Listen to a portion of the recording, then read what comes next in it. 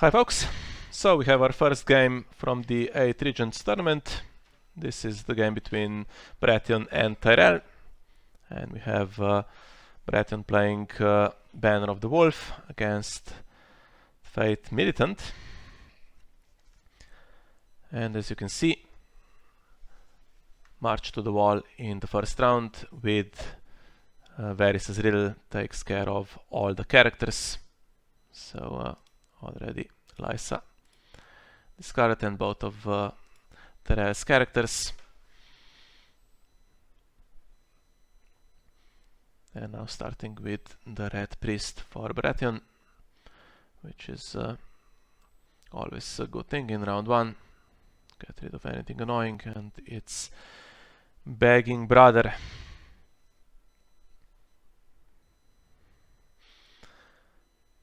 Yeah, what to expect here? Bara Wolf, I guess, sounds like at first glance like a rush deck with possibly Fast Eddie taken from the banner or something like that, but maybe could be more of a control deck with, as you can see, it has Throne and Northern Encampment, so you can expect Chamber as well. Possibly stuff like Frozen Solid, maybe Carhold. And on the other side we have Old Town Undercity, so a bit more focus on shadows, and there is of course a good shadows card, Sparrows, in the 7, and that can steal power over the course of the game and put it on another the 7 card, which I assume would be the gate location that Tyrell has access to, their infection card. Let's see if there is any other shadows, and there is. Orbit Bone in play, just marshaled with Sir Garland, who is a knight and doing something completely different again, so interesting. He has the renown, but the text here says of course that the 7 characters cannot gain any power, so he would need to get the trait first.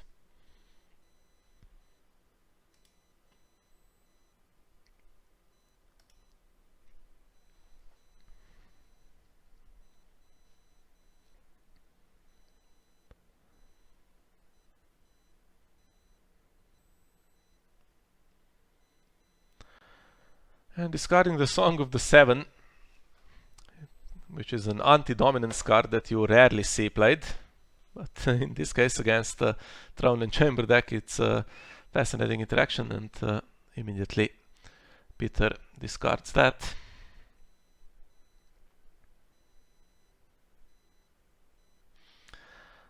But yeah, Ben here has 2 military icons, of course, so he can defend and then also attack on military to take the early advantage. Now we'll see what happens possibly with spears here. I would assume it's meant to take something stronger back than just giant pool. And Red Priest, if you kill it and take it back, well, it's not helping much. He would presumably need to remove that Begging Brother again, because I'm guessing the Baratheon deck does need its triggers.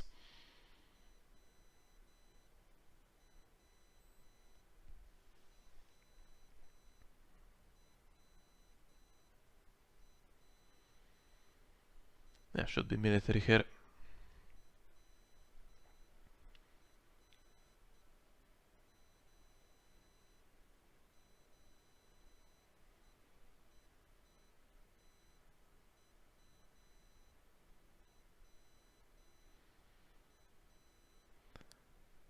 Yeah, and using the spears. So giant pool back to hand, and she can return a lady from the discard pile by sacrificing herself, and there is Lysa, who is obviously a much more impactful character, but then still you will need some claim soak, so hopefully there is something in Peter's hand. So obviously I am in team Baratheon for this tournament, so slightly biased here. Hoping for Baratheon to do well.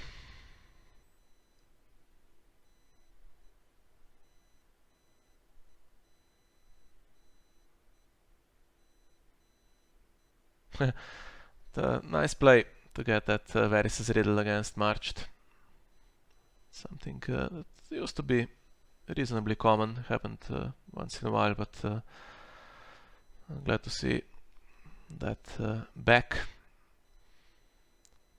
Even in the recent World Championship, we saw a bit more of Varys' riddle, certainly in the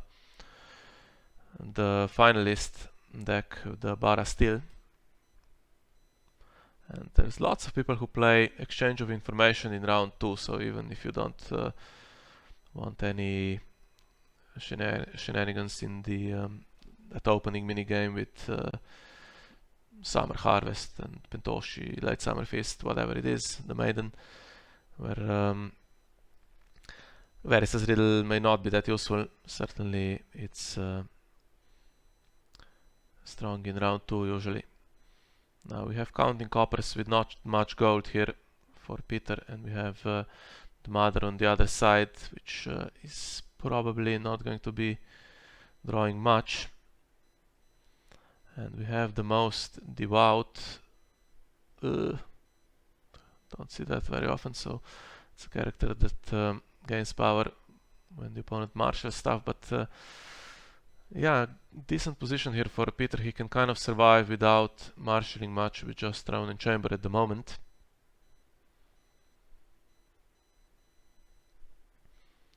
And he has a reasonable hand now and should be winning dominance, so a reasonable economy as well, and even if he suffers that military claim here, he will, I think, do reasonably well next round. And Ben down to just the 2 cards in hand, and Unexpected Guile attached to Old Billbone. That can put him back into Shadows for another trigger, which, to be fair, is not doing a lot. Yeah, the original card, of course, gave insight to the character, if I'm not mistaken.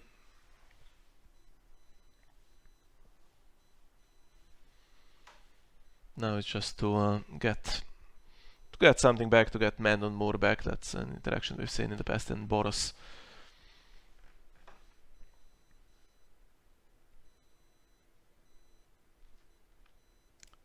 That's 3 bounties now gone as well, but still decent economy.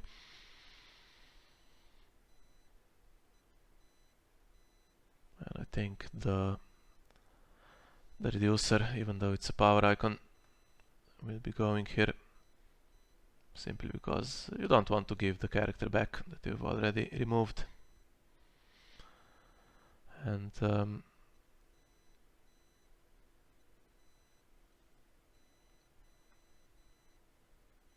not returning Old Billbone to Shadows, which is unusual because you do want to trigger the Undercity as often as you can. And now we see another card that is not very common. We light the way, kneeling the Undercity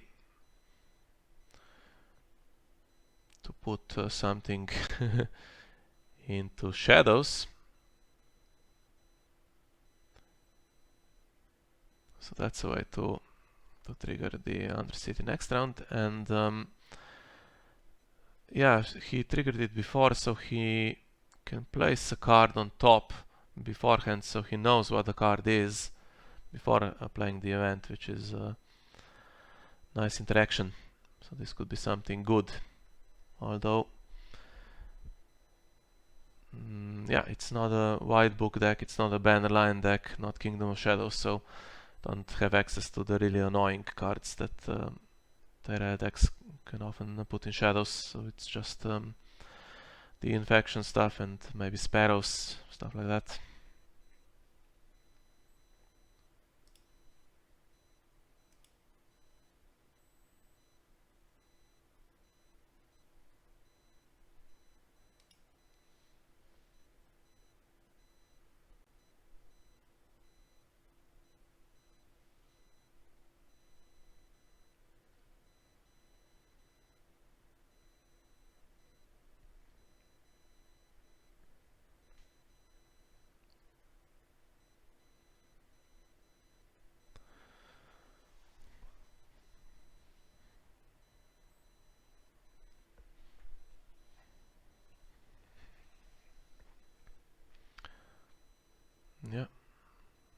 getting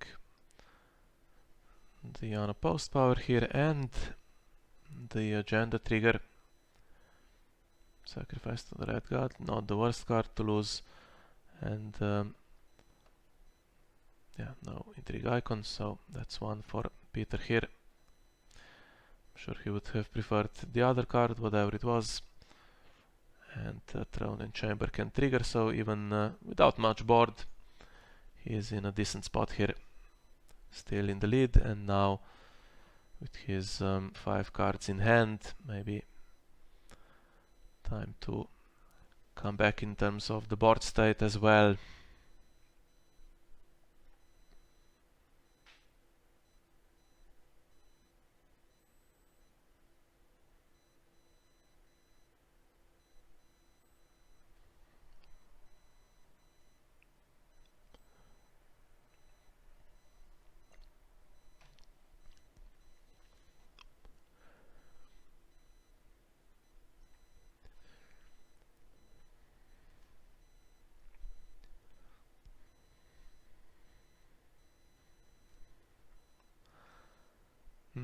Barring the gates against the Maiden.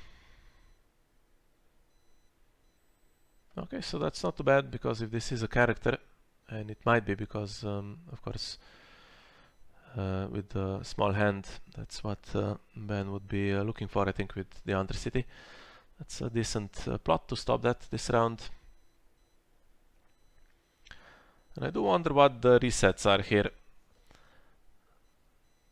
Usually the Crown is there in the Fate Militant decks to stop resets, to keep your 1 strength characters on the board, which they have a lot of, but you see a bit more strength in this particular deck, and not all that much focus on the 7. There's just the most devout currently, and this Begging Brother that was removed. Let's see if there is anything in the discard pile. Poor fellows. And with Lysa, I am guessing it's either Wildfire Assault or Morgulis for Peter.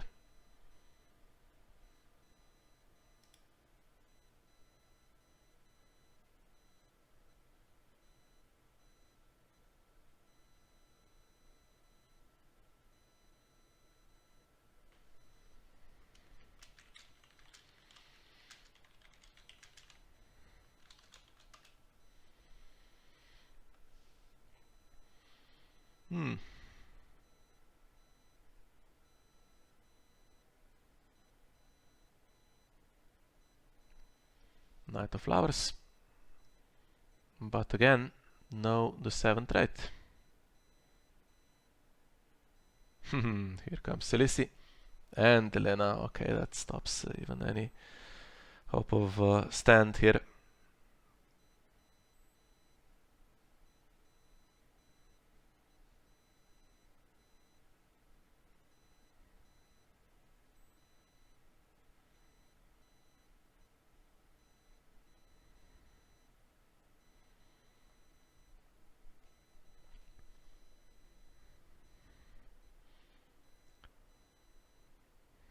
Most Devout does get some power.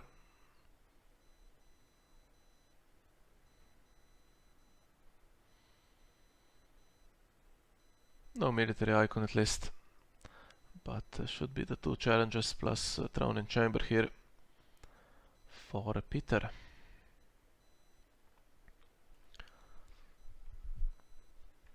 And this is, I'm guessing it's a character, so won't be triggering the Undercity this round. Yeah, in the previous round there was a chance to put Old Build Bone back with Unexpected Guile, but he didn't trigger it unless you missed something, which is kind of unusual, because you could put that back into Shadows even against Barring, of course, and get more draw. There's no real reason not to just trigger it.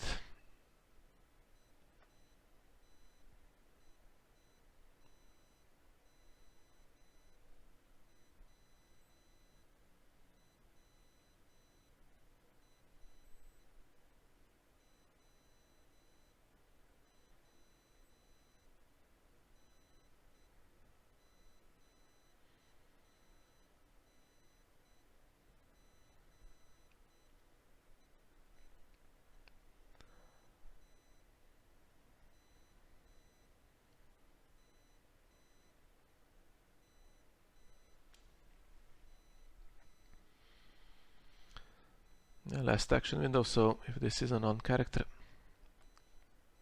No.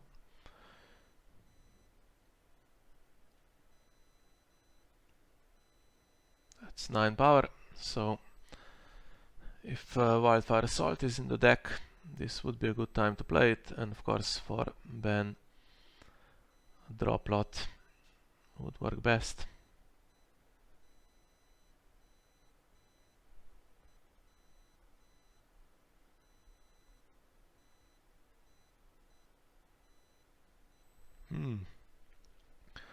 Forgotten Plans, 1 round too late. Interesting to see this in the deck, and we have fallen from favor. Khaleesi of course gone. That's a character you want to replay, and yeah, we know that Giant Pool is in hand, so there is the goal now to sack Giant Pool, take Khaleesi back, and trigger her, unless Begging Brother saves Ben. But he does have the chance to put characters into play in the challenges phase to get around Khaleesi at least, so it's not all bad.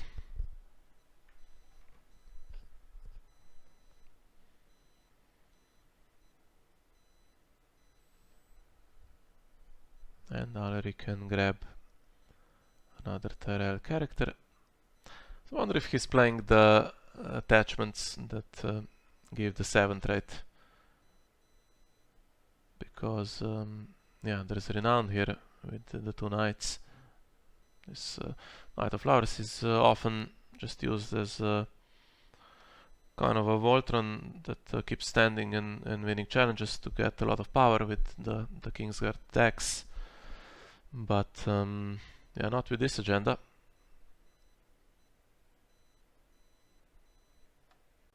And plenty of gold, as you can see, to do the Giant Pool stuff. Yeah, so not a fast Eddie deck or anything like that. It's a nice control deck here, and certainly doing a lot of damage. And here we go. Guess it's a good bet to put that in your deck against Tyrell in general, but yeah, in combination with Khaleesi, really damaging here, so the only chance to put something useful into play. Now gone as well with Last Heart Scouts. One still standing at least.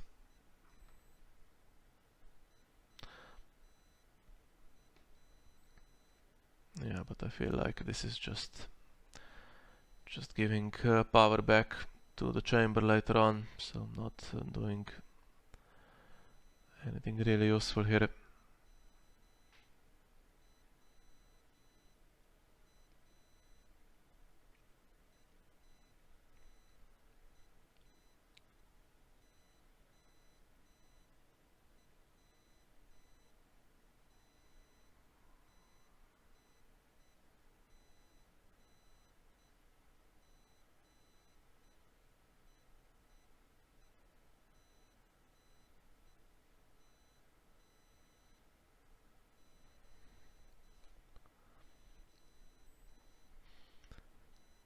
And now we might see the 3 unopposed challenges back.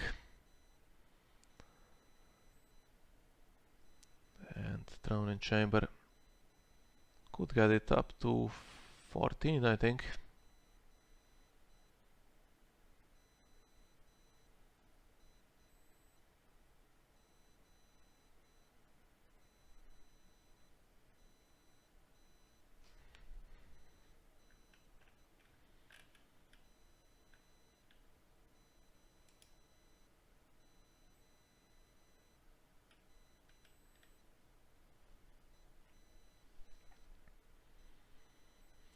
Yeah, of course, Skimming Septon is knelt, so cannot even oppose anything.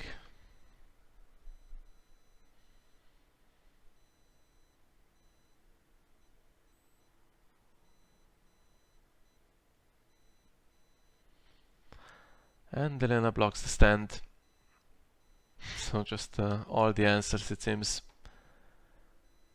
against this particular deck.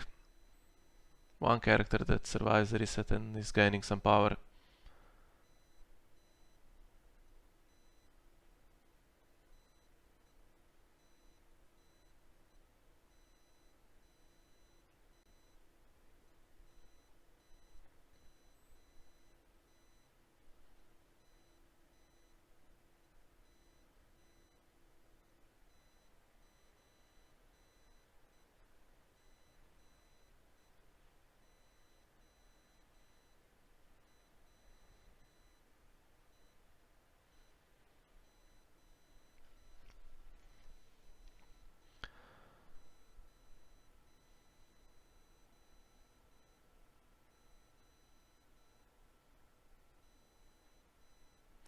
Another one of those events would be nice. The Song of the Seven. But no, so 14, and what happens next? Finally, all of the characters standing here for Tyrell, and they are stronger in theory than the Baratheon characters, but even, yeah, not doing anything, you are on 14, so you lose the power challenge. That's 13, and Chamber wins the game. Now the Fate Militant can take one away as well. So really, I think Ben needs everything to go right to save the game next round. And if something like Winter Festival is in the deck, then I think that would be game over. New gods. That means first challenge is free. The 7 characters don't kneel, although the trait is not that common here, just the one guy. And against the Harris. Now that gets rid of Cilicia again, keeps the other 3. And Tyrell needs to keep the most devout, and then only one other character can survive that. The Harris here.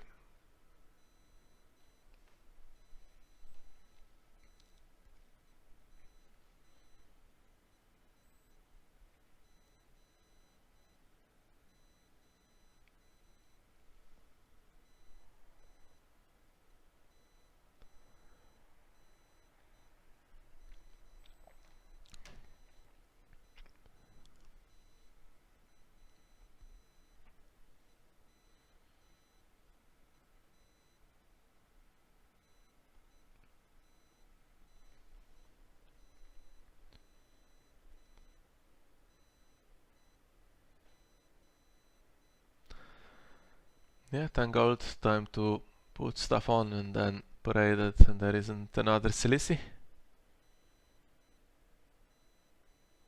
Or maybe find the begging brother.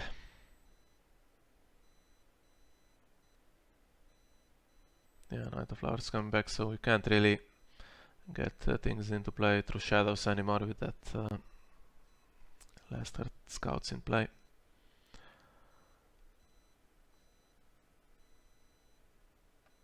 Okay, and he does have the 7th trait now, so he can gain power,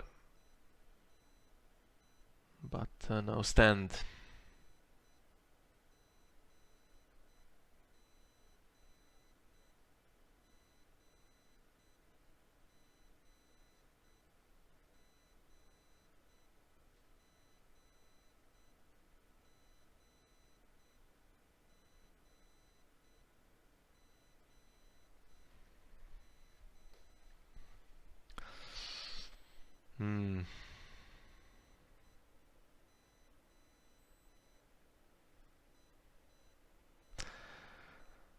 Yeah. So, as I said, Ben needs to remove 2 power here to survive Throne and Chamber, and do it in a way that, of course, doesn't allow any challenges back, and I don't think this is possible at this point.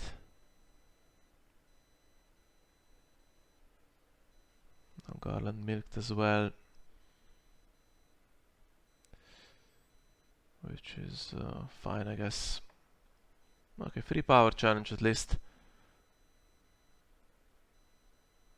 That keeps some characters standing. But if Peter just defends this with Delena, or even if he leaves it unopposed, that should be fine.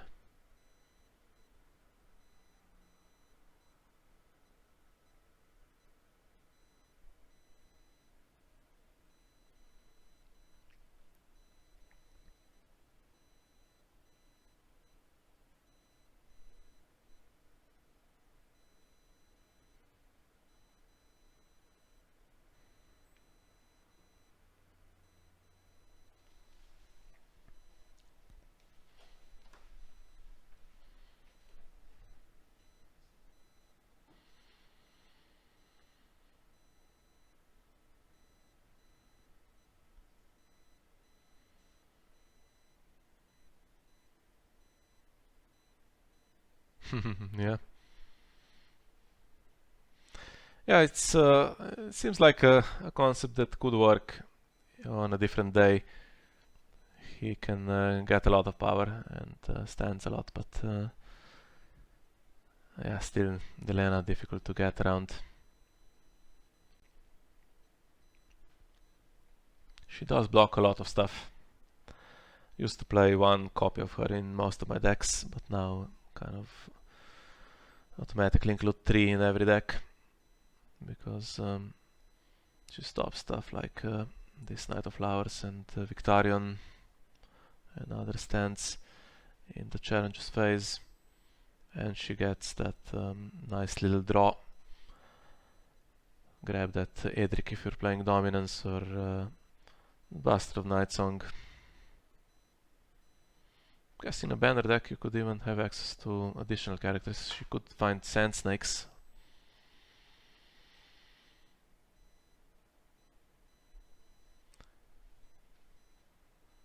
Yeah, it's not going to be enough because there are not enough icons here to oppose everything, and not even if he opposes military, he won't be able to win the power on defense.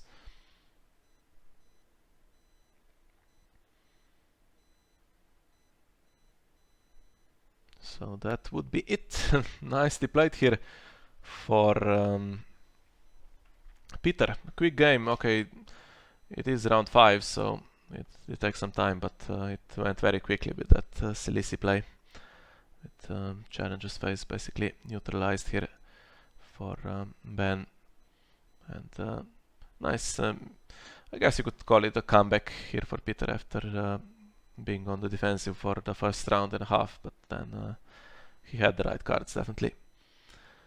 Yeah, so we'll wrap it up quickly here because I have other stuff to record, so hopefully we can bring you more stuff from this pairing between Baratheon and Tyrell. This was the first game, so Baratheon takes the lead, and hope to see you in the other games as well.